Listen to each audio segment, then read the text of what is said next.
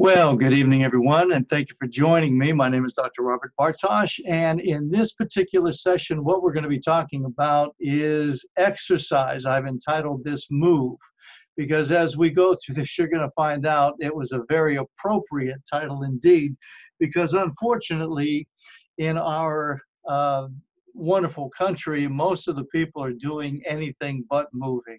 Uh, so there's definitely a situation facing us, and hopefully if you're one of those individuals, we're going to be able to help you out through this presentation. All right.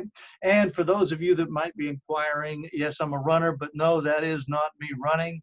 I'm kind of jealous when I see that individual. It looks like a really great place to run, nice hills and solitary and whatnot, and he's out there enjoying a beautiful sunrise perhaps, or a sunset. I can't tell which, but nonetheless, he's out there doing something, and that's what I hope to instill in you as well, to get you started to do something as well. So without any further ado, we're going to go ahead and we're going to move on. So having welcomed you, let's move on to the next slide here, because our current state of affairs is not looking too fit indeed. And I picked this because there's too many people and they're suffering due to a lack of physical activities. As a matter of fact, research we're going to see is showing us that they are dying young. Yes, this is the first generation that will not outlive or live longer than their parents. They are dying young. And if the current state of affairs doesn't change, though the ones that are born to them are going to continue that suit, and they're going to be dying sooner than their parents as well. So it's going to be a diminishing return indeed. So they're dying young, they don't have any energy, and they suffer from a lack of self-confidence. We have this is going on, it's a pandemic as a matter of fact. And they live with preventable illnesses, and the list, goes on and on and on. It's just, they lose purpose, they lose their zest for living and whatnot, because it's amazing as what's resulted because of this. Because statistically, we're seeing here, and this is just in the last couple of years, there were about over 5.3 million of the 57 million deaths worldwide. 5.3 million of the 57 million people that died, their deaths could be attributed to inactivity. And the research is showing us it was largely due, this is what resulted because they were inactive. They developed 4 major diseases, basically. One was heart disease, type 2 diabetes, breast cancer, and colon cancer. That's a travesty, because all of these diseases are totally and wholly preventable. And I have to go further and say, if they do have those diseases, they are arrestable and reversible. And the study went on to say that if physical activity could be or inactivity, I should say, could be reduced by 10%, or let me say it another way, if we could increase physical activity by 10%, it would avert or prevent over 533,000 deaths a year. Then also, if we could reduce the inactivity by 25%, or conversely, if we could increase the individual's activity by 25%, 1.3 million deaths could be prevented. So, it's a shame, it's saddening, because all we've got to do is get people off the couch or off their, high knees, and eliminate that inactivity, and we could virtually increase the life expectancy of the world's population. It would indeed rise. And this is comparable, believe it or not, to the same effect that if we did away with smoking and or obesity, it would equal the same amount of people we could save just by increasing activity. The World Health Organization also released another study, and I'm really into a lot of studies and research as a matter of fact, but they said that another study on physical activity, or lack thereof maybe, which is really disturbing to say the least, because they said, number one, physical activity is the fourth leading risk factor for global mortality. What that means is physical activity is the fourth leading cause, if it's not arrested, it's the fourth leading cause of death throughout the whole world. Also, regular physical activity helps to maintain a healthy body. You know, it's a given. When you're active, you're healthier. And one of the tenets of life is activity or motion or movement. Also, physical activity can include, you know, sports. It can include hobbies, all kinds of things like that. Just getting up and being engaged in moving your body through its environment. And I want you to know that both moderate and vigorous intensity or vigorous types of physical activity can bring or benefit you health-wise. It can bring about innumerable health benefits. Also, if we have people that are aged 5 to 17 years old, we understand that if they accumulate or if they do at least 60 minutes of moderate to vigorous physical activity every day, 60 minutes of moderate or vigorous physical activity daily, it would help them. It would tremendously increase their health and tremendously reduce the diseases. Because you see in those four causes, those main diseases, we're seeing now in this age bracket, we're seeing 5-year-olds with preventable heart diseases. We're seeing 5-year-olds and all the way up through 17 with type 2 diabetes. We're seeing 5-year-olds that are dying with cancers in the body, in particular the colon cancer, because these same individuals, because of their sedentary lifestyle, are carrying around in their bodies, not to be upsetting at all, but they're carrying around anywhere from 8 to 25 pounds of feces in their colon. I know this is hard to believe, but it's nonetheless true.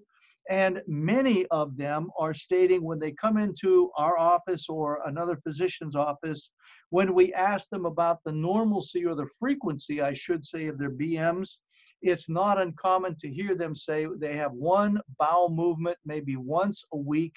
And in my personal clinical experience, I have, honest to goodness, I have had young people as well as older individuals come in that have stated without any kind of, I don't know, shock, I guess, in their voice, that it was totally normal and typical for them to have one BM every maybe 30 to 33 days.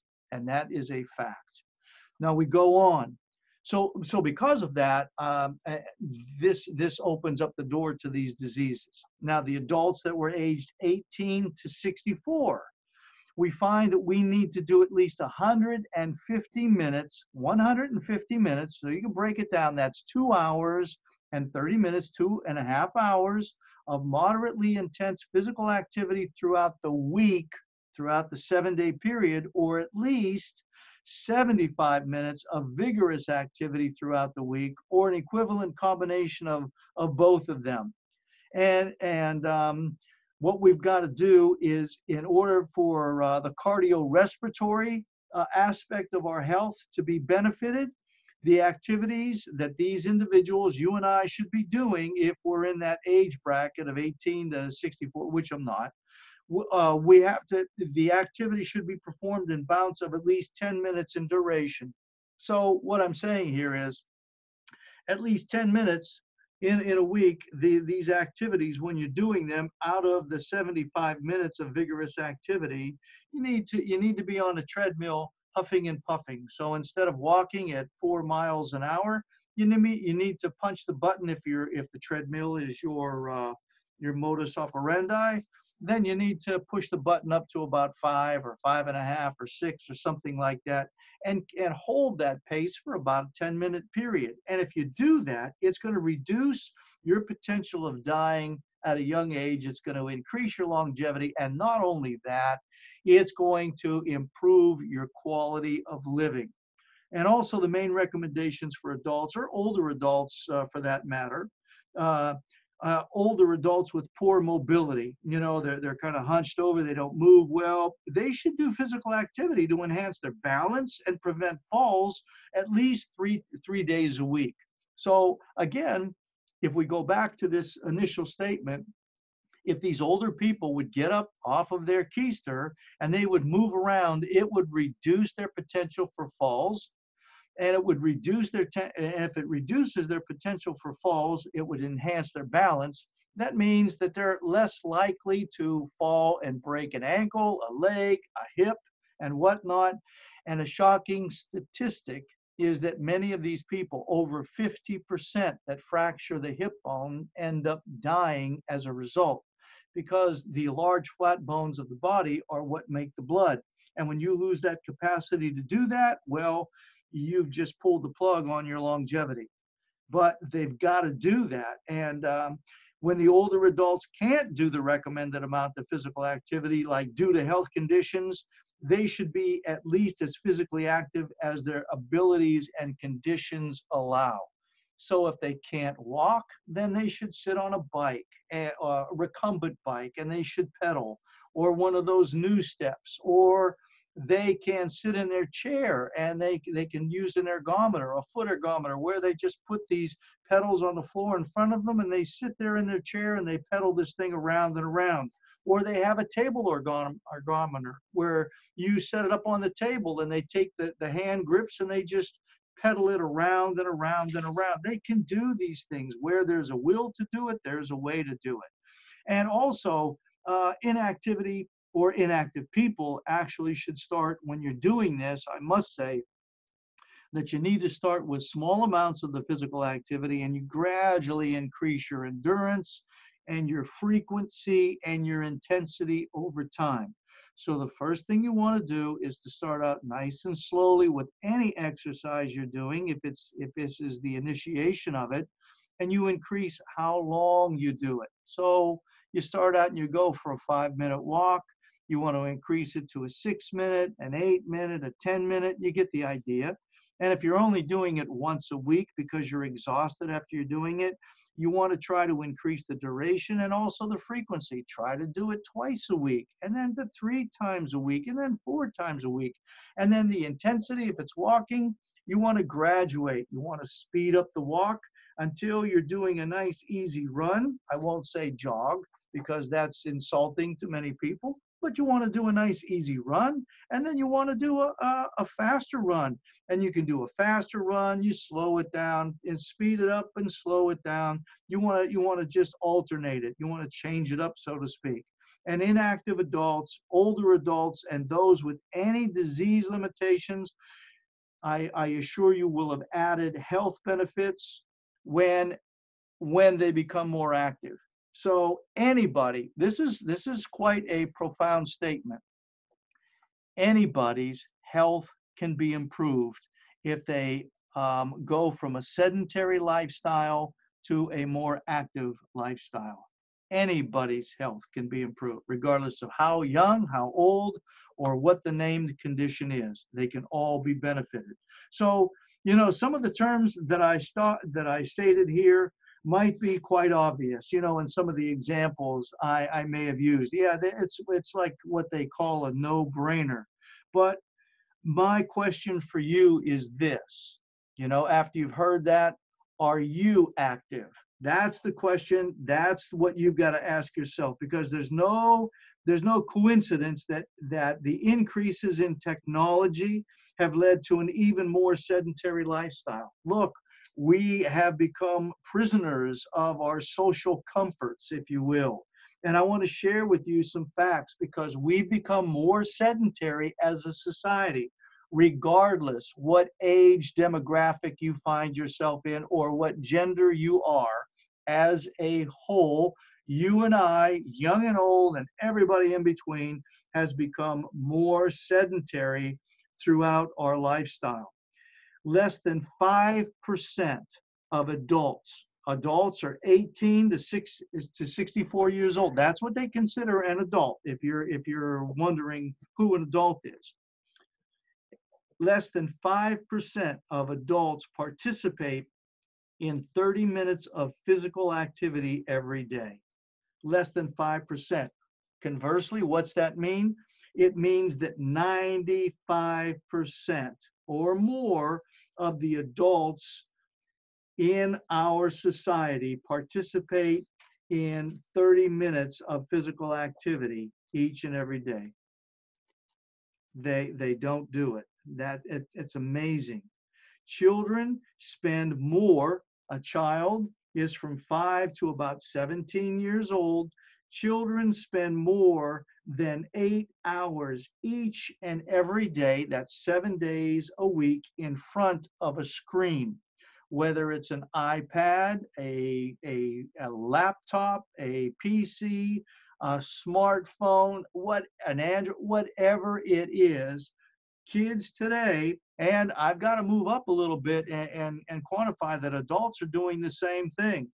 This is lending to their inactivity as well. But our kids now are spending more than 8 hours every day in front of a screen. Now think about this. There's only 24 hours in the day. We're gonna give them the benefit of the doubt and say that they get 8 hours of sleep in the day. So when they're in their awake time, they're getting up, they are taking care of their hygiene, they're showering, bathing, they're getting dressed, they're coming down, they're eating their meals, they're walking from one place to another. And then what they do in that period, and then they get ready for bed. You know, it takes them an hour and a half to awaken. I know I'm just being facetious. But anyway, you've got to understand that 1/3 of their day is spent seated and looking into a screen. And I can go off on this because of the blue light, because of the radiation that's being emitted and what they're subjecting themselves to, but I won't. And then also 1/3 of the high school students, 1/3 of the high school. Now, high school, for all intents and purposes, goes from 7th grade to 12th grade. That's what many, or the middle school might, I don't know. I don't want to get into those semantics, but look, figure this, high school kids, we'll say it's from 9th grade to 12th grade.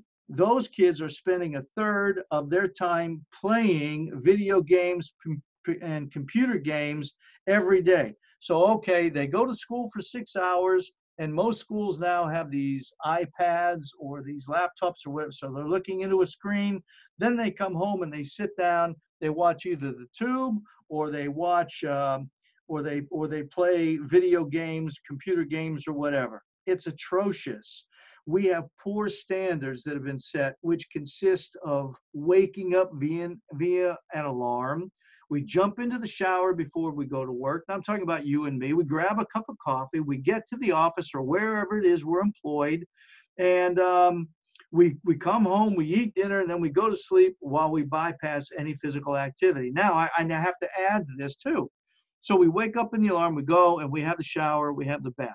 Then we grab a cup of coffee. When we're grabbing it, maybe we sit down, we schmooze a little bit at the table. We talk about the day ahead, grumbling, waking up and whatnot. You know what we do next? If we don't work at home, well, let me do that. If we work at home, we take our coffee, we go sit down at our workstation, and we sit in front of that computer or that iPad or whatever it is, and we boom, boom, boom. And you know how exhausting that is? Oh my gosh, I would rather be up and walking for 6 hours straight than I would sit in front of these stupid computers for 6 hours. It's draining, it's fatiguing. Anyway, so that's a person that works at home. Then they get tired, right? Because they're working at home. So they get up away from their work desk, they go back, they look in the fridge, they see what there is to eat, they grab something there, and then they go, what do?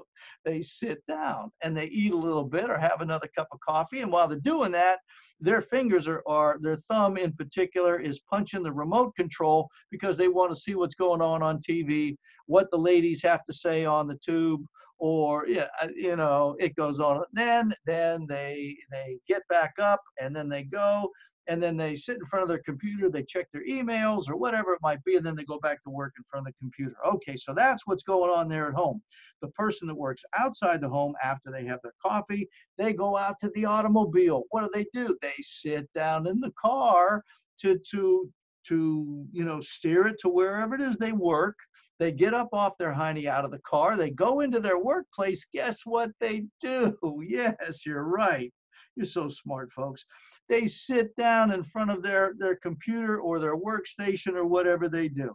Or, okay, I'll give them the benefit of the doubt. They work in a store, so they're checking people out. They're going and assisting the shoppers in the store. They're walking around. But look, I mean, let's get real. They walk maybe 50 feet this way and they stand and they talk. They walk 50 feet back over behind the cash register or whatever it might be, and they're standing. They're really not active. They're sedentary on their feet. They're standing up. They're standing still. They're not in motion a lot. All right. So there's going to be a day when they have inventory and, the boss is coming in, so they got to do this or do that. But, those times are few and far between. So then, Mickey's big hand, it's on the 12 and it's on the 3 or the 4 or the 5, the little hand. So the bell rings. So the worker gets in. What do? They get in their car. They sit down. They drive home. They go in the house. Oh my gosh, I'm exhausted. What a day I've had, blah, blah, blah. As they sit there and share the day's horrors with whoever it is that has an ear to hear. And then they wait for supper. If they're not the one that's preparing it, you're walking around, you're bending, getting everything ready. I'm not going to take that away from you. But then, it's really small amounts, and you have to admit it's not vigorous activity. Okay? So then we eat, we sit there, and then we get up, we go to our family room. We sit down in our favorite chair, and most of us, after about 20 minutes there, we're fast asleep, or we sit there and watch the shows. Then we get up and we go to bed. So you have an idea here. These are really poor standards. And when it comes to our children, the lack of movement is even more severe. And more often than not, kids are coming home from school. They sit on the couch. They're texting one another. They're playing the video games. They're talking to friends on Facebook. They don't move their bodies. It feels like only yesterday, when it was normal for the kids to play outside. You remember that? Maybe you're one of those who was so privileged to do so. It was so stimulating. You pick up a stick and you pretend, your imagination was engaged, and that stick became a horse, or it became a sword, or it became a pogo stick, whatever. I mean, you used your imagination, or you played Ollie Ollie in free, you played tag, you played kick the bucket or kick the can. No, if you don't do this stuff, you're going to kick the bucket. Yeah, we played kick the can. But the point is, you got outside. You changed your respiratory rate. You were breathing in the air. You were sweating. You were getting dirty. You were getting yelled at for staying out too late. Wasn't it great? It was. Oh my gosh, staying out too late. Now the kids, it's like a punishment if they have to go outside. I mean, really, go figure. And you were out there, you were playing ball with your friends, developing relationships. Then when you came in, you were going to sleep because of the energy depletion, since it was actually used during your playtime outside. There was no kid that had a problem going to sleep. I mean, yeah, you grumbled because you didn't want to go to bed early, but you got washed, you got cleaned up, you brushed your teeth, you hit the sack, and boom, you were out. I mean, you were out before mom or dad flicked the switch to the light in your room. It just feels like yesterday, when the adults used to wake up and they used to be active as well. Maybe going to the gym or watching an aerobics video. Remember that? Or doing push-ups or a couple crunches just to get the day started, So I gotta ask you, what does your morning routine consist of? And do you even have one? So with that, what I want to do is to go a little further here, and I want to debunk the myths, because there's a whole lot of them out there. So what I want to do is to open your eyes and your mind to the truth around exercise, and ways to make it fun. And when it becomes fun, it becomes more effective. It's not a dirty word at all. It's something you're going to look forward to, you're going to enjoy, because one of the greatest challenges that you and I face when we begin a new exercise routine is the amount of misinformation that exists. because it's all negative. It's all how you can't, how you must, you never will. Oh my gosh, you have to do this, you have to do that, and you'll never get to this and whatnot. So look, what I've done is I have listed in my years of clinical experience, I put together my little list. And it's for I have to say it's mostly geared to women because they've been lied to more than the guys have, because guys want some of these benefits and women do not. And that's the first one that I come to. That strength training, that means if you lift weights or do push-ups or use bands or tubings, what's going to happen is it's going to make you bulk up. Now, look, that is a myth. And if you believe it, then you are myth taken. I couldn't resist. Yes, that is mythology. You're not going to bulk up. What you're going to do is your muscles are going to become more visible. Yeah, that doesn't necessarily mean they're going to become bigger. They're just going to become more visible as you're burning off those layers of fat. Myth number two, and this is not in any necessary order of sorts, but doing lots of cardio is the best way to lose weight. Baloney. That is not true, not true, not true. I can't tell you how many times I have seen people when I've gone to gyms on occasions. I've seen the same people, and bless their hearts, they're on those treadmills, and I mean, they're killing it. They are just wearing out those treadmills. God forbid. I mean, their little legs are they're just pumping, and they're flying, and they're sweating up a storm, and they're just doing it and doing it and doing it. And the more they do it, the more they think they have to do it. And you know what? They're not losing the weight. Now, I'll stop and I'll say, hey, they're going to lose a bit, but they're going to plateau and they're not going to go any further. It doesn't matter how much of the cardio they're doing. Also, another myth, not feeling sore means you didn't get a good workout. Remember that garbage, no pain, no gain? That's a myth. That is not true. The intention is not for you to go in there and kill yourself to make it valid. Oh my gosh, I can't hardly walk. I can't hardly move. It must have been a good workout and I got a lot. No, what you did was you damaged your body so that now you're not going to be working out for the next 2 weeks because you're going to be so stinking sore, and the body's going to need that time to repair the damage that you did. And what will happen, it's going to be a negative reinforcement, and you're just going to forget it. I'm not going back. If that's what's going to happen to me, I don't need that anymore. I'll find something else. Well, the truth is, you won't find something else, right? We got to be honest with one another. Okay. Another myth, strength training means you got to use machines and you got to use heavy weights. Again, I'll use that French word, baloney. We say it a little different, baloney.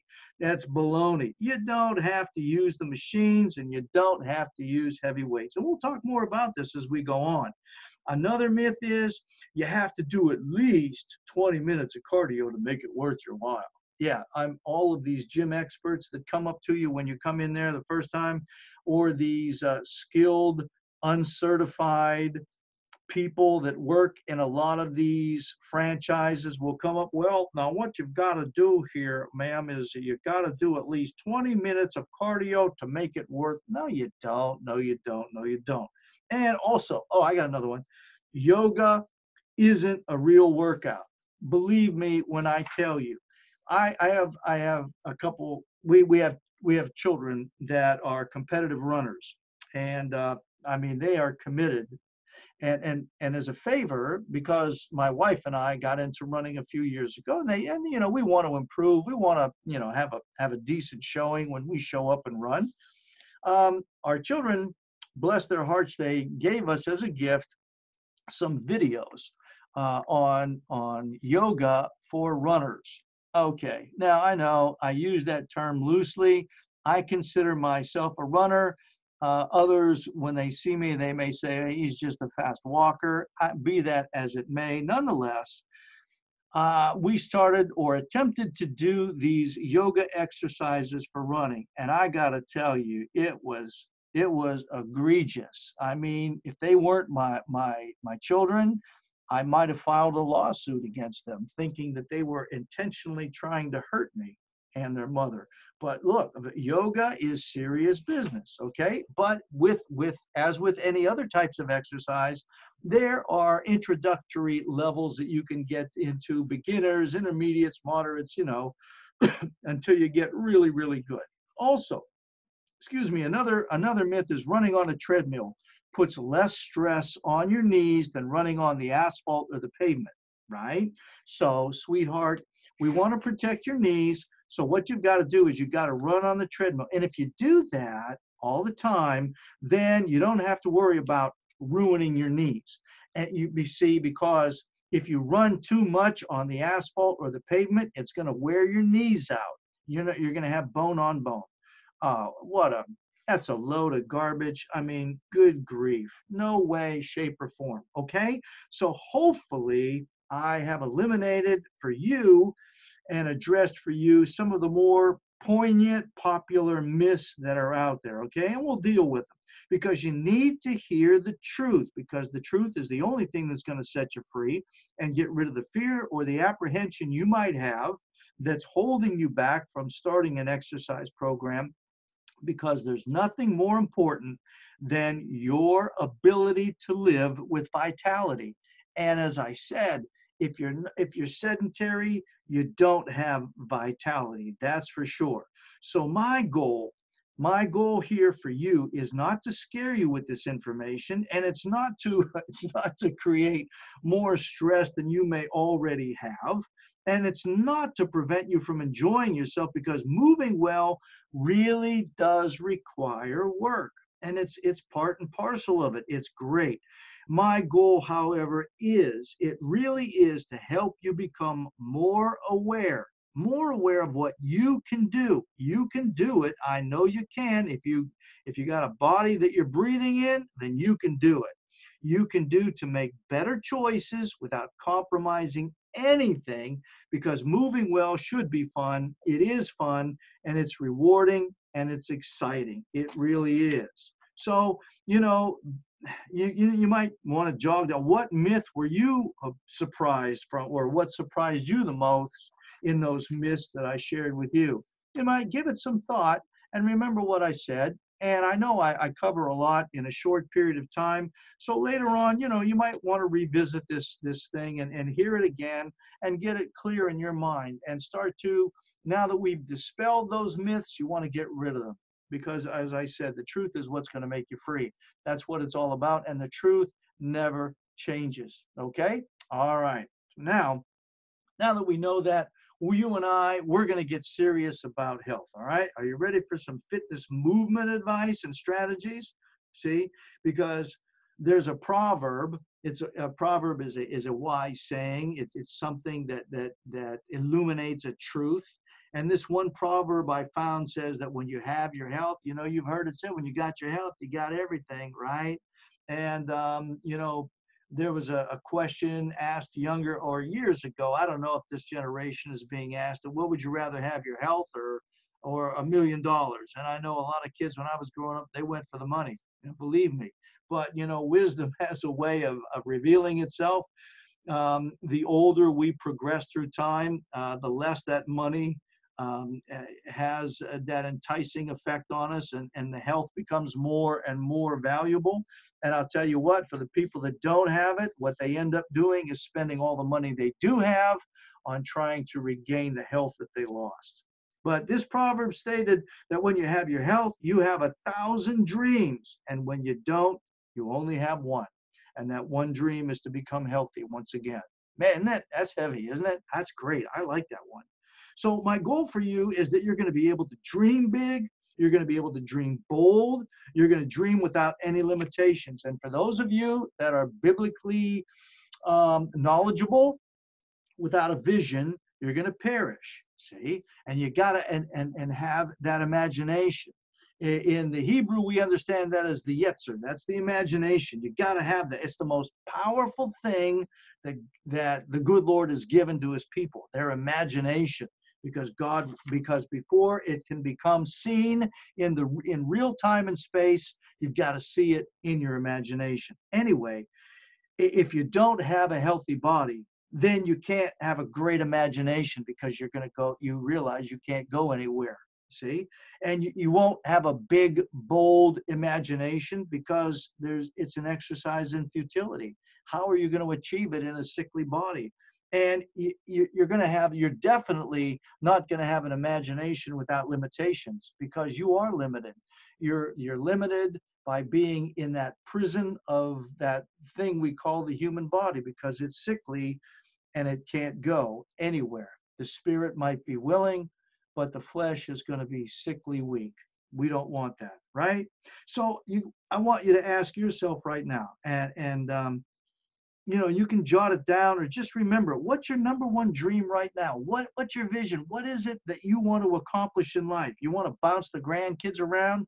You want to be there for them? You want to play with them in the backyard? Do you want to run, or do you want to run your first 5K or just run at all? Do you want to start lifting weights and go from a size 12 to a size 8? I mean, what's your dream right now? Because what I want to do is to help you to achieve that dream. And what we're going to do is we're going to make fitness fun, okay? But in order to make it fun, it's got to be sustainable. It's got to be something you're going to want to do. One of the big challenges that people face when they begin to incorporate physical activity in their lives is that their approach is completely unsustainable. That's what we've got to do. They go from a sedentary lifestyle to 60 minutes of hardcore fitness 7 days a week, each week, as though that's going to do something each week. And they start at 4 in the morning and they do it during the winter. You see my point? It's going to last for maybe, I don't know. Your guess is as good as mine. But I'm sure whatever it is we guess, it's not going to be a big answer. It's not going to be for a long period of time because it's unrealistic. You go from nothing to everything all at once. And people have this mindset. Here's another myth. You can add it to the list that more is better. No, correct is better, not more is better. See, quantity, it's quality over the quantity. That's what you want. So those people are just going to fail. It's not sustainable. There is zero sustainability to that strategy of that what I just shared with you. And although, their intentions might be fantastic, my gosh, they're committed, they're actually doing it, their results are going to be less than adequate. And as you might follow through for a few days or a few weeks.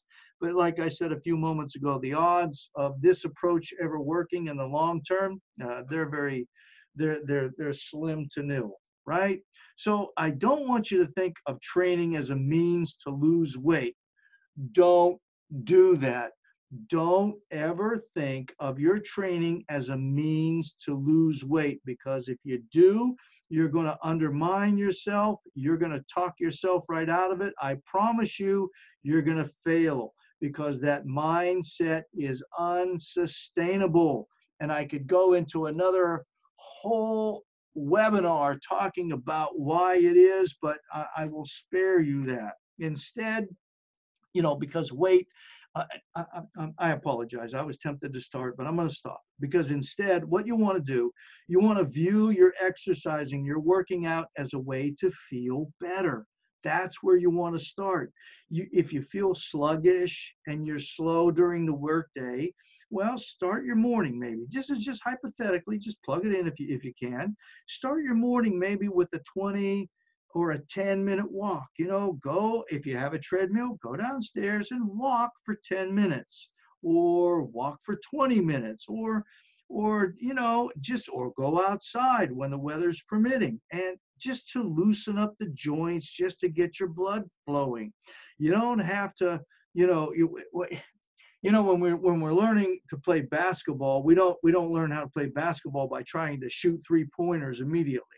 You know what I'm saying? I know you understand that. So why would this kind of training be any different? You just start off slowly and gradually. So my recommendation basically is just to try to incorporate physical activity in your life for about 30 minutes, 3 times each week to start the process. And you can do that. Hey, you got an hour break at lunch. Go outside and take, 30 minutes of that, eat your meal, and then go out and walk for 30 minutes around your workplace or through your workplace. Or if your workplace is at home, go outside your home and walk down the street, do an out and back. You walk down for 15 minutes, you turn around at the end of 15 minutes and come back. That's 30 minutes, right? Or you can go on your treadmill, whatever works for you. You can plug this in, you can figure it out. And I'm here to tell you, once you fall in love with the results and the experience of feeling better, man, I feel so much better now. My mind is clearer. I mean, my stomach isn't crampy. I don't bloat up. I don't feel like I got to eat so much. I'm sleeping better, all of these things. Then you can start ramping it up because you're getting that positive reinforcement back, that confirmation. Then what you can do is you can go up to 90 minutes a week, and do it for a lifetime. It's far better than 420 minutes for 1 week of your life. You know what I'm saying? You do it gradually. Just build it up, build it up, build it up, and it becomes part of your lifestyle. See? So what is your current exercise regime right now? No judgment's going to be passed at all because I'm here to help and we're here to help one another, right? So you think about what you're doing right now. And if you're not doing anything, then you might consider doing what I just shared with you about starting out with the walking, just moving, getting the blood flow, going and the joints loosened and everything else. And you're going to see the positive return and you're going to want to do more. And if you are exercising, then this is my advice to you. What you want to do is you want to get sweaty. Yep, you heard. I want you to get sweaty. Going back to those times I went to the gyms and that, I often see people, and I'm sure you do too, they perform some level of physical activity. And when they're doing it, they look exactly the same after their workout as they did before it started. You must forgive me, especially if you live by the Bible, right? For those of you out there that do that, you got to forgive me, but I see this a lot with women. They come in, especially to a gym, and I understand and I appreciate a woman that invests in how she looks. I really do. Okay. But, they put so much work, time and effort and skill into it that they don't want to sweat because heaven forbid they would mess up their mascara or their eyeliner or whatever it might be as a result of wiping their face or whatever. And they just, they dab themselves and they don't sweat, they glisten. That's, a lot of them, they don't want to perspire like the guy, they don't want to smell bad. They just want to glisten. It's a healthy sheen about that. Well, look, that's, you've wasted all of that time. Time is, oh my gosh, that's so precious. They've wasted the time, they've wasted the effort, and down the road, when they look back or look at themselves, they're not going to see any change. And you know what they're going to do? They're going to say, I put in all that time and all that effort, and it didn't help me, so forget it, right? Now, look, I'm not passing judgment, and I applaud all of those people. At least they're doing something, right? Because I told you how people sit around, and now it sounds like I'm beating these people up that at least are getting out and doing something. But, what I want you to do is make it worthwhile. My gosh, if you're going to do it, then do it right. See? I want you to challenge yourself. And what if you were to challenge yourself to sweat during every workout? I will tell you this, your workout will become a little harder. It may not last as long. And I'm not saying to beat yourself up so that you're swollen and sore and everything, but just so that you are definitely perspiring. There's stuff under the arms, there's stuff on your back or on your chest or wherever it is the majority of your sweat pores are, on your forehead or in your hair. I want you to sweat. What do you think would happen if you did that every workout? Well, let me cut to the quick. Outside of the benefits of sweating, like improved skin, your skin's going to look healthier. It will look younger. And if you have wrinkles, it's going to help to get rid and reduce the wrinkles. I promise you, it's going to lower your body temperature. It's going to fight sickness and on and on and all it goes. But it's also really symbolic of working hard towards achieving something. And that's a tremendous investment. It's the difference between being handed everything on a silver platter or a silver spoon in your mouth, and those that really had to work for it. The kids that just get the cars as a rite of passage, and I'm not demeaning it, compared though, however, to the kid that's had to go get a job and save up the money and buy their first car. And admittedly, it wasn't brand new. It might have been beat up. It may have been ugly as all get out to everybody else. But to that individual, it was the most beautiful car. They washed it, they waxed it, they drove it around in pride. They loved it, and they took care of it. See, because why? Because they worked hard toward it and to achieve something. Well, this is the same mantra. This is the same kind of mindset I'm encouraging you to have when you're exercising. Imagine, if you hired somebody to do your landscaping, and when they came to give you the bill, we'll say it's $200, for your home. They were completely clean. They had no wrinkles in their uniform, and their shirt had no sweat, no soil on it, zero sweat. I mean, really. Would you think, hey, did this guy or this lady actually do the work that they want me to pay for them? Or are they just, running a scheme on me? Because, you'd expect some grease, some grime, some sweat, whatever, wouldn't you? Well, it's time to sweat. And it's time to really be proud of it. Yeah, walk around and pollute the air of those that are around you. Yeah, let them get a whiff of your odor for a change. Heck yeah. Show them that you're real. You're there, right? Yeah, get sweaty and share it with those around you. They'll appreciate it, I promise. All right? So one more. That's in this there was a film called Pumping Iron. I had the privilege, believe it or not, for many, many years. I know Arnold. I worked with Arnold, anyway, and there was a film called Pumping Iron, and in this film, it documented Schwarzenegger's journey to Mr. Olympia, and it's a film that it's not very what's the word I want? It's not beneficial to his the opinion you have of him. Anyway, in this journey to Mr. Olympia, his competition was Lou. Remember the Hulk, Lou Ferrigno, the real Hulk? And when they were training, Lou's coach, who was his dad, I'm privileged to know Lou as well, kept on telling him, one more. And every time there was one more, guess what? There was another one more, and there was another one more. See? So what you can, this is the way they trained. One, it just kept going, and it's amazing. It's amazing how many one mores you can do if you really, really want to get something out of it. So part of the challenge with physical activity is the willpower.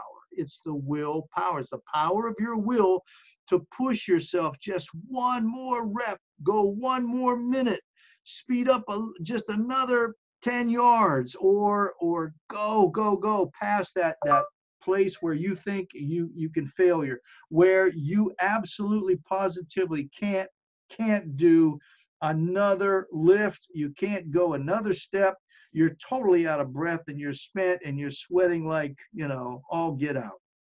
I get it, and I understand. Here's what I found. That for most people, and these phones are amazing, and this is my phone. I apologize. They're talking to me. Why? I have no idea, but they are. Anyway, I digress. So I understand, like I was saying about the sweating, it's a turnoff for most people. But what if you, and this is just you now, forget about other people. What if you were to challenge yourself to do just one more in the exercises that you're doing in every area of your life? Now listen, because this is a tremendous principle. I can give $10, but what if I gave one more dollar, 11? I can study for 30 minutes, but what if I studied for just one more minute? I can reduce the amount of food that I'm eating, instead of taking, a piece of or a pile of mashed potatoes? What if I just quit one? If I ate one less instead of one more? See, that's the converse. And if you did that, what if you started to incorporate that in all areas of your life, not just the exercise? You know, how would it change you? And how would everything that you did change? Okay. So what we want to do is we got to start physical activity, right? That's what you want to do. If you are doing it, the physical activity, then you've got to do it to the point where you're sweating. And if you're doing a physical activity that is measured in minutes, distance, it's measured in time, distance, or repetitions, then what I want you to do is just do one more of each thing. That's all you got to do. Now, here's a secret I'm going to share with you, and it's really, really powerful, so don't laugh, but I do want you to smile. I want you to smile as you move your body. You know, when you're out of shape and you haven't done it, and you're looking at some of these people and they got these grins on their face, like in this slide that I'm sharing with you, you're thinking, what? These people are nuts, man. You know, give me, you know, my nachos and chips and my Pepsi or my piece of pizza. They can have it. But I'm telling you, they're doing it because they feel good, and it's so invigorating. They do it because they're feeling good, and really. Now, look, you don't have to be the hamster running on a treadmill to be doing physical activity. You can pursue anything that gets you moving, right? Even your chores. You can be doing your chores. Remember, I told you exercise can be either that exercise that's been developed and designed for you to increase mass or reduce mass, or it can be in the activities you do, like your chores. You know, I know when people, and you know people who clean their homes, you know, and they make sure that when they're cleaning, they're moving around. They might, while they're cleaning, they'll stop for a minute and they will run in place for 30 seconds. You can do that. Or when you're cleaning the house, right? Just follow me. You're cleaning your house and it's the kitchen, and you're waiting for the floor to dry if you've mopped it, right? So as you're waiting there for that floor to dry, you do 10 squats. That's all. You just do 10 deep knee bends, or do 10 sits, where you go to a chair and you sit down on the chair slowly. And as soon as your bottom touches the chair, you stand up again and repeat that 10 times. You can be doing that. See, all kinds of things.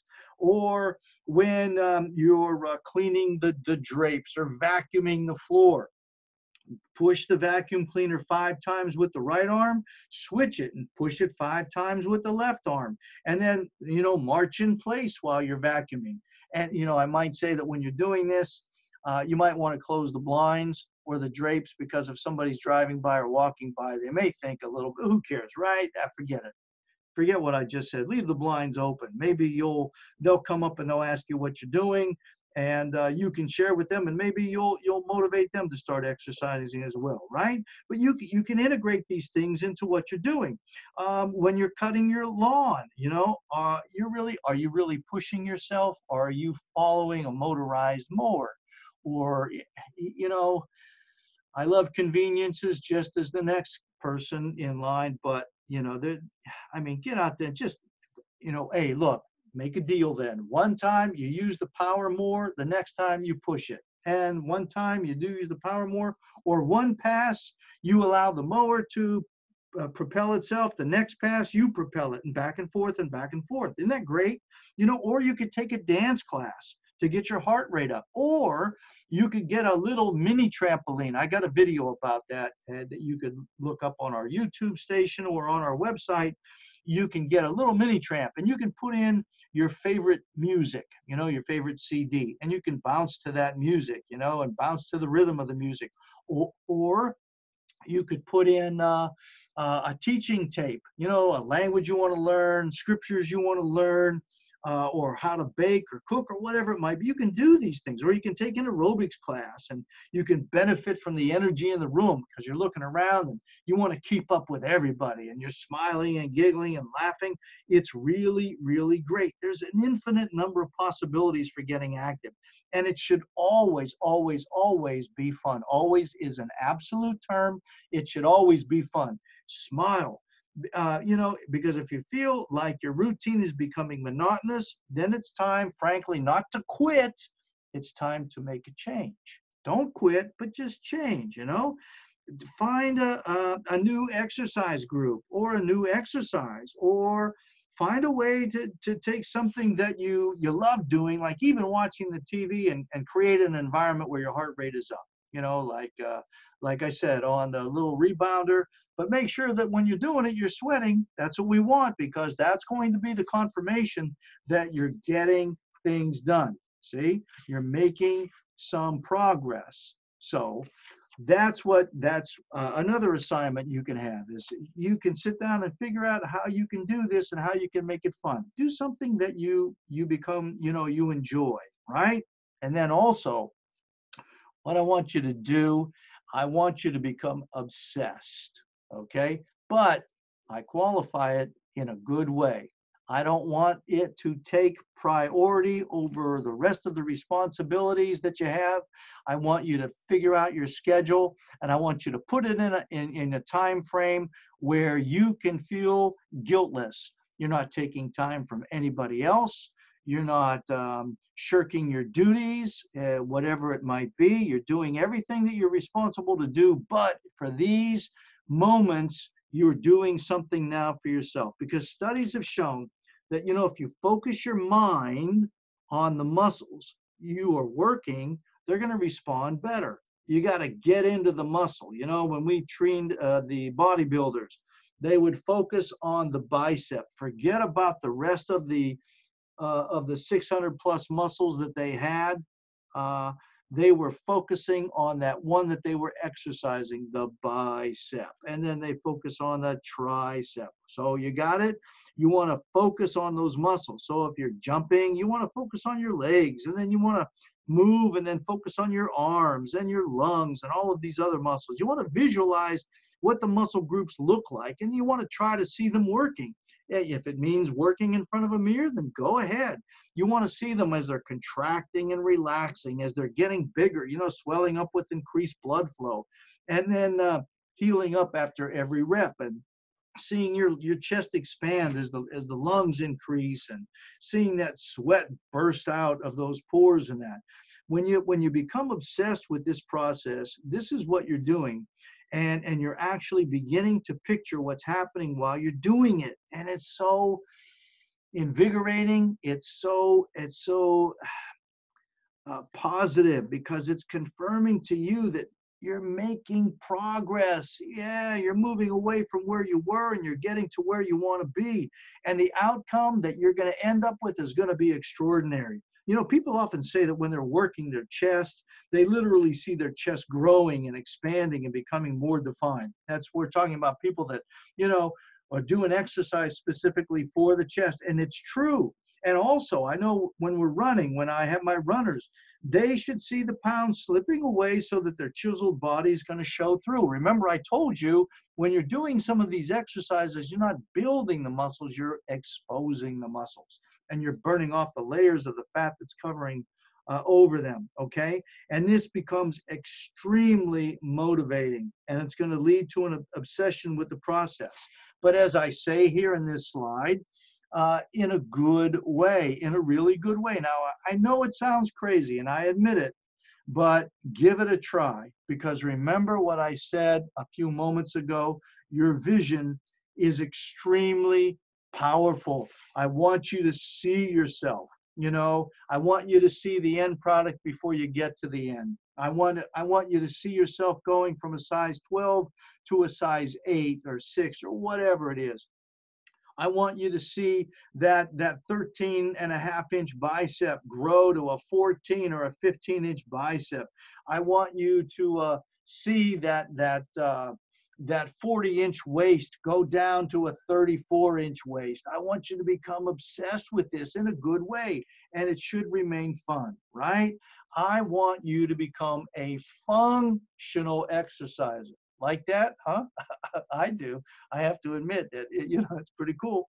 It's got to remain fun. See, a functional exerciser. Functional exercise is absolutely essential if you're going to elongate your muscles, which is going to allow you to move well, because it's not just about having, big muscles or dropping weight or, looking more svelte in an outfit, because you're not going to become muscle bound, remember. And what you don't want to do is to lose your flexibility, because I'm sure you're intending on living into, and for quite a few more years, whoever you might be. So you don't want to lose your flexibility. So I wanted to share with you some exercises that are going to help you immensely, okay? And some of them, I'll just tell you what they are, because they're very, very beneficial. And later on, you can review, or hey, look, we'll do you a favor. If you're on this, if you're watching this up to this point, then just call our office or email us. We'll be glad to forward this list to you. And you can go there and you can type in these exercises, I'm sure, on YouTube or wherever, and you can see demonstrations of them. They're really, really good. You can get a medicine ball and you can do an overhead lift. You don't really need a medicine ball. You can just use something in the house. Maybe you can use a gallon of milk or a gallon of water or a half a gallon, whatever. You can stair climb with a bicep curl. While you're going up the stairs or down the stairs, you can do bicep curls. You can do hip extensions. You can do a lunge. Backwards though, when you do these lunges and that. You can do push-ups. You can do rotations. You can stand up and you can hold a gallon of milk with both hands in front of you, and you can gently twist to your left side as far as you can, and then go back to the right side as far as you can. Go back and forth and back and forth. That's going to lubricate those joints. It's going to make sure that you're having a range of motion, plus it's going to condition those muscles around the core. Really, really good, really good. Do a bridge, you lie on the floor and you put your heels up on your couch or your chair, whatever, and then you squeeze your glutes together. That's your hiney. You squeeze them together and then you lift yourself up off the floor. Those exercises are going to be, they're going to be tremendous. And it's a fantastic functional exercise, each and every one of them, so that's what you want to do. So you got to ask yourself, hey, what am I game for? What am I going to try? But whatever it is you do, remember, it's got to be fun. It's got to be functional. That's the kind of exercise you want. You don't want to go with this sense of doom. Oh, I got to exercise again. I hate this. I hate it. Don't. No, no, no. Because when you say you hate that, what you're saying is you hate yourself. Seriously. So, and the Bible says there's no one who has hated their own flesh. So anyway, become a functional exerciser, right? And hey, get a buddy, man, for sure. Have you ever said to yourself, that would begin, I would start an exercise on Monday, but Monday never came. You know why? Because you didn't have a buddy. Because you didn't have anybody to be accountable to, right? This is because you're a human being, and like all of us, we all need accountability and we need support. Yeah, we need that positive edification, that exhortation. We need to compel one another. Yeah, you're doing a great job. Oh my gosh, buddy, look at you. So when you get an exercise buddy, it's going to keep you motivated to show up, even when the alarm clock is telling you otherwise. So hey, could be your wife, could be your husband, could be your buddy guy there. If you're a dad, you have a young son, could be your son, or mom, it could be your daughter, your best friend in the world. And you could be doing these things. And yeah, you're going to start out giggling because you're going to exhaust. And like these two here, you might drop to the rug, and you could giggle and carry on. And that you're going to be enjoying those moments that are going to become precious memories that I promise, if you're exercising in your later years of life, you're going to sit there with across from this individual, your little buddy guy or your best friend, and you're going to talk about and rehash. Remember when you and I started exercising, but you're going to be old You're going to have a memory that remembers it, and you're going to draw from these memories, and those memories are going to make you feel good, and they're going to make you feel good not only because of the past, but because of the present, because you're going to be in a healthier body recalling all of those memories. Oh, it's wonderful. See, that's what you want to do. You want to get an exercise buddy. And always, everything is more fun with a buddy, right? Or your best friend. So it's going to make you push harder because, Dad, you can't, you got to do one more than your boy does. And Mom, you got to do the same thing. And you got to stick with it longer. And you know what? You celebrate the results together, right? Because your little man, he's going to see them little biceps popping and those chests, those pecs popping out. And your daughter, she's going to see that gut being sucked up. And you too, Mom. Oh my gosh, my waist is getting thinner because I'm pulling in when I'm doing this and all of that. And it's going to be nice to have someone counting on you to be on track with them. Yeah, they're going to look forward to it as well. This is going to give you an opportunity to plan your activities with somebody else so that you can plug them into a time frame. It's going to be an appointment that you're going to make and an appointment that you're going to keep because it's a team effort, you and your buddy, you and your partner. So make sure you find someone who pushes you, right? Because your little guy is going to egg you on. Oh, Dad, you can do one more. Or your daughter will do the same. This way, everybody wins. And if it's your husband, he's going to do it, right, ma'am? He's going to definitely push you on. And if it's you doing it to your husband, here's your opportunity to get even with that booger, right? Oh yeah, you can't do it. I don't think you can do one more. I don't think you can. And you know what? He's going to prove to you he's going to do one more, and it's going to be to his benefit, right? So that's what you want to do. You want to get a buddy. And then when you get the buddy, you want to start boogieing. Yeah, you want to get down. You need some high energy, dynamic music. And it doesn't mean that you need to get into a class where you're dancing to the music or where you're moving to the music. But the music, it energizes you. It invigorates you. It helps you to keep moving and it keep you going even when your mind or your body is fatigued or telling you to stop. There's something about the music. You'll often see a lot of runners that have these little iPads or iPods that are on their arms, or they have the buds in their ears, and they're running with that smile on their face. A lot of it has to do with their playlist, because what they want to do is they want that music to invigorate them, to energize them, to compel them forward. And you can do this at home. You can put on the music in the background or the music on the TV or whatever it might be, but that's what you want to do.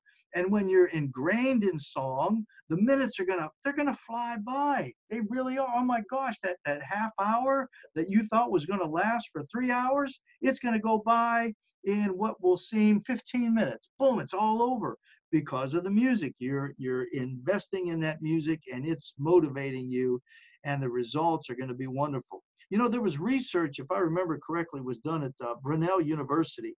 And in that research, we learned, or they showed us, that listening to music while you exercise could actually increase your endurance up to 15%. That's why you'll see a lot of you'll see distance runners, not so much the 5Kers, the sprinters, because boy, they get it done in a few minutes, see? But when you're talking about the distance now, there is the aspect of endurance that has to go into the formula. And we understand, and I tell my runners in that, consider doing that when you're training. When they're training, because it increases their endurance at least 15%. And there's a lot of athletes that routinely use the music to enhance their workout. But now we have the research that actually proves it. And the research also, there was some research that was done that not only certain music types or styles aid the workout, and some music is totally inappropriate. And I don't want to go there. I mean, I think you understand what I'm saying. That stuff where the beat is, pounding the inside, and the vocabulary would make a sailor, blush. That's not what I'm talking about here. We're talking about music that has a beat to it, and it should be like 120 to 140 beats a minute. And when you get in that range, you're going to find out it's going to maximize your results in whatever you're doing, whether you're at home exercising or at the gym exercising, whether you're running or whether you're lifting weights. It's going to do that because there's a lot of work that's been done on the relationship between music and exercise. And this is something that my elite and my professional runners are doing. As a matter of fact, there is a marathon in London that's called Run to the Beat. And what they've done is they feature a number of music stations along the route that these runners are going. And the tracks that they use are scientifically, based on the research, selected to help the runners achieve their maximum potential. Isn't that interesting? I think that's pretty cool. So, hey, here's another assignment. You can sit down and make out your own workout playlist, right? There you go. There's something else that you can go ahead and add to it because you're setting out as a goal to do exercises.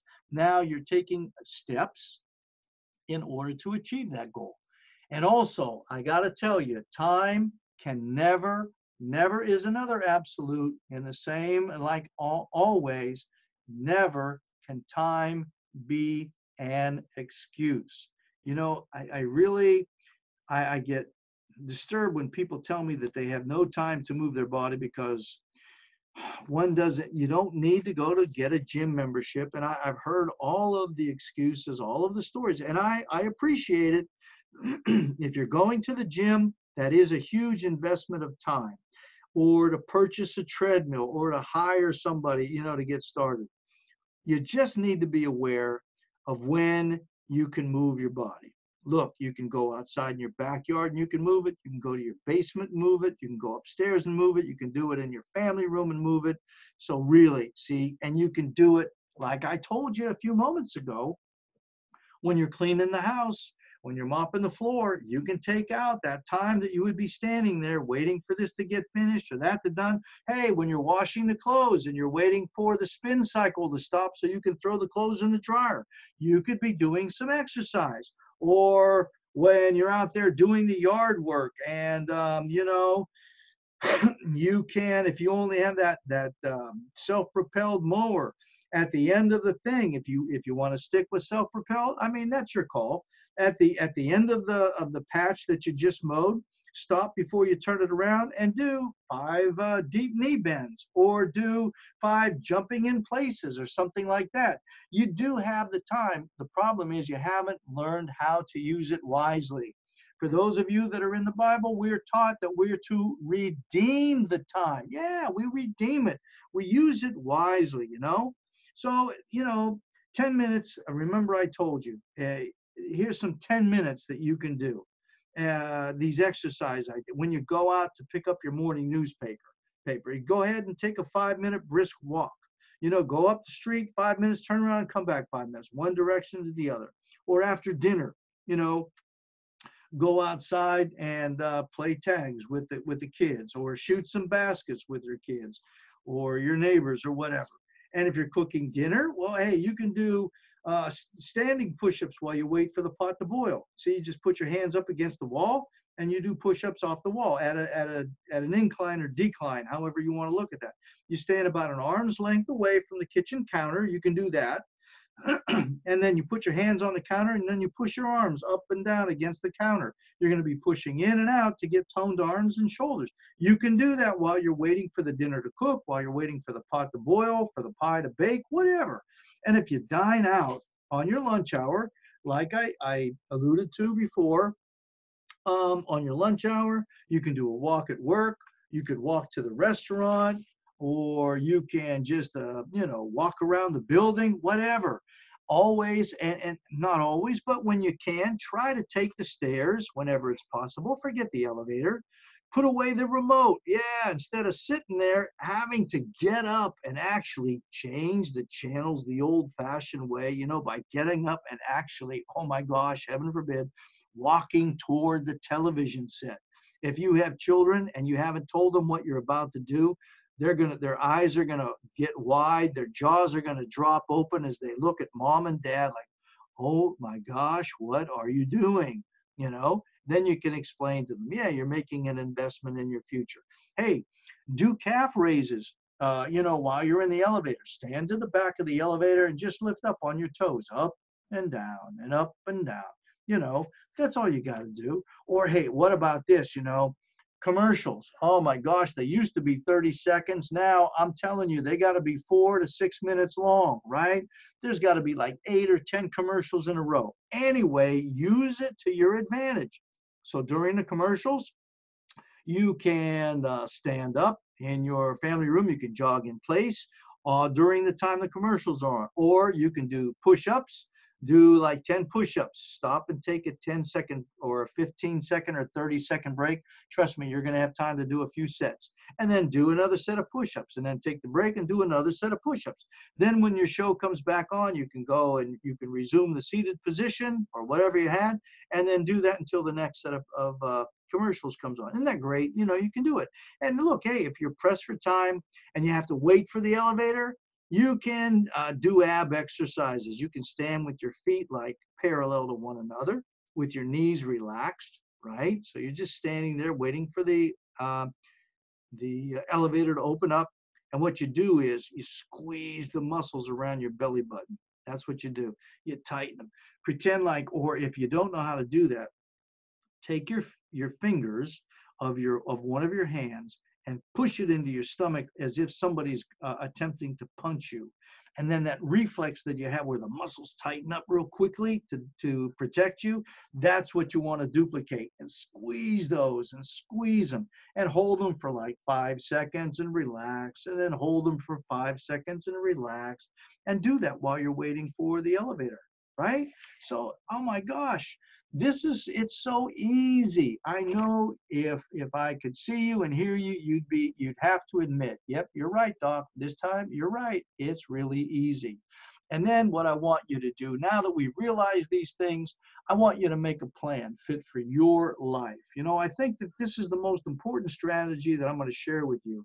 And it's also the number one reason why most people will start a fitness program, but then they struggle with sticking with the plan, and then they inevitably just drop. Here's the deal, see? This is it. No one knows your life better than you. Nobody does, right? So don't compare what you can do daily with what other people who are living a different life are doing. Don't do that. As a matter of fact, those of you that are biblical scholars will shake your head and say, yep, I know, that's a sin. It was a sin because they compared themselves to themselves.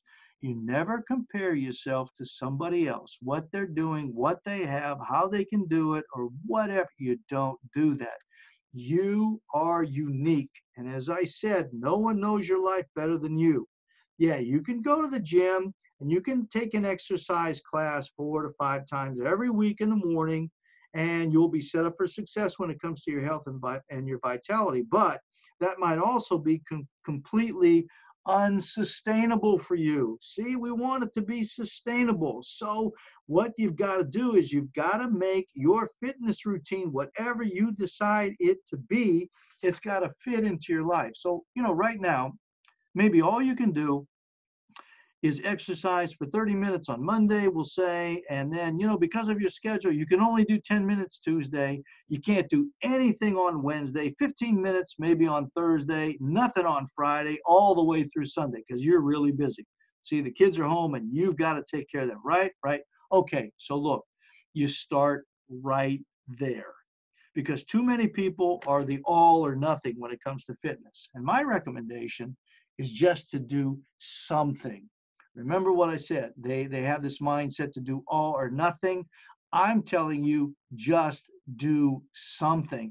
You don't need the fancy exercise gear and the gyms to get fit. You really don't. You just have to do something. It's something that you enjoy, right? You've got to be functional. Remember, it's got to be something that you look forward to doing, something that makes you sweat, something that is sustainable, and something that's not going to take away from another area of your life. You're not going to sacrifice something else. But what you're going to do is, you're going to find this time. Yeah, you're going to discover this time when now you can fit this exercise in, and you're going to get a buddy that hopefully can fit their exercise at the same time as you. You're going to do it together, and you're on your way. So look, just do something. That's what you want to get from this. You got to just do something, whether it's 30 minutes every day where you can commit like to 5-minute increments. Got it? Now listen to what I said. 30 minutes every day, and you can break it out into six different sessions. Where if you can't do 30 minutes continuously, you do 5 minutes in the morning, you do 5 minutes early afternoon, do 5 minutes in the early evening, do 5 minutes in the evening, do 5 minutes about an hour before you go to get. What you want to do is total it up, so you're doing these 5-minute sessions, so it totals the 30 minutes, and you make it fit into your life. That's what you're going to do. See? So with all of the information that I have given you, hopefully you're dizzy. Hopefully it's your mind is swelling. And I got to ask you, how do you feel right now? I know, and this is my nature, I share a lot of information, and it's time intensive, and I do this, but I got to think that there's probably two emotions, if you're an emotional kind of a being, that are surfacing. Either, number one, you're excited because, wow, you're seeing things in a way you never saw them before, or you're overwhelmed and you're going, oh my gosh, where do I start? How do I do this? I want to do it, but oh my gosh. Or there's another emotion where both are combined. You're overwhelmed and you're excited. You're going, oh my gosh, there's so much I could be doing, and I'm so excited to get it going and whatnot. I got to tell you, I hope that you're feeling these things, because your excitement is going to drive you, and your overwhelmed feeling is going to force you to take this process that these steps that I've shared with you, this information. It's going to cause you to take it very seriously, because you're not taking seriously what I've said to you. You're taking seriously the state in which you're currently finding yourself. You're taking yourself seriously. And you're saying to self, I need to do something. I must do something. I want to do something. I will do something. And now you have the means and the mechanisms by which to put into play to do those somethings, because moving your body, it's a staple. It really is of high quality lifestyle. Look at some of the people around you, those go-getters. They're up, boom, they're always moving, darting here and there. It's not that they had this caffeine-laden coffee, or that they took this garbage energy drinks or whatever. They're just feeling good because they're able to move. And I promise you, when you start moving, you're going to feel better too. It's something that you need to put time and energy into as a side effect. And what's going to happen is when you start moving the body, you're going to get more energy. You're not going to have less. You're going to get more in time. You're going to have improved self-esteem. That's right. You're going to start feeling better about yourself. And look, I got to stop for a moment. Never in the history of the United States have we had suicide rates as we do currently in the young people. And in children, I'm talking about ages 5 to 17. Never have we had the statistics that are now facing us. And I've got to tell you, from my own observation and what I know about the human body, one of the reasons is because our kids are sedentary and they're losing self-esteem. They don't feel good. They don't look good. They got the what's the use. And the only thing that's developed in their body are those thumbs. That's it. And it's an atrocity. It's a travesty. It really is. So when you do start doing this, you are going to have more energy. You will improve your self-esteem, and you're going to have great vigor in life. As a matter of fact, you're going to look at life in a new way, perhaps in a way that you haven't seen it before. And so that's what I wanted to share with you, because it's there for the taking. It really, really is. And what I'm going to say is this. We're done. I'm done. You and I with meeting together here tonight. But you, if you apply these things, You are just getting started. Now, I want to say this in all seriousness. My goal with anybody and everybody that comes to me in any way, shape, or form is to help them to achieve the best performance of their life. I, I want to help you to do that. So look, if you get started and you have challenges, if you have obstacles that seem insurmountable, if you hit an impasse or a dead end or whatever, if you just need some help in any way, shape, or form, if you've come this far, then I want to give this to you. I want to give you my time. You email us at office@pro-activewellness.com. You call us at the number that's on our website. You contact us, email us, call us, whatever. You let us know in whatever means you're contacting us what kind of challenge or problem you're being faced with, and I promise you, my word is my honor, I will get back to you either via email or my staff will contact you and give you the answer, or we'll call you, whatever. The bottom line is we'll get back to you, okay? Because it's my way of thanking you for allowing me, or for thanking you for taking the time for allowing me to share this information with you. Okay, that's what I've wanted to do, because you're just getting started, and I know it can be overwhelming. So I'm here at your service. I just want to thank you once again for allowing me to do this. And if there are any questions whatsoever, you make sure that you email them to us or you contact us, and we'll be more than happy to address those issues, okay?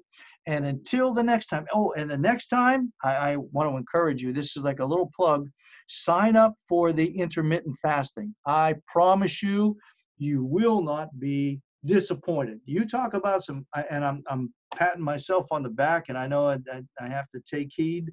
But look, I've really put some time and effort into these. All of them are good. This intermittent fasting, it is really, really, really good, if I may say so myself. So hopefully you'll sign up for that, and you'll share that information with others, or share this information with those that you may know that may be struggling. It's there for the watching for them. And until that next time, the next video, and as always, God bless.